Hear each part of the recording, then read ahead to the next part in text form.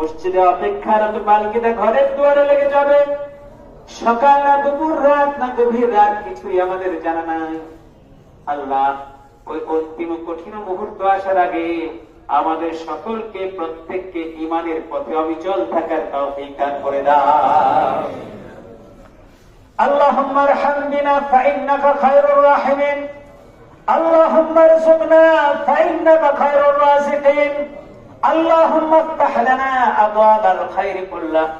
ও রব্বুল আলামিন, তোমার নবী বলেছেন, ফাইন্নাল হাররা মিন ফাইহি জাহান্নাম, গরমের তীব্রতা জাহান্নামের তীব্রতারই অংশ। হে আল্লাহ, কোথায় রেখেছে জাহান্নামকে?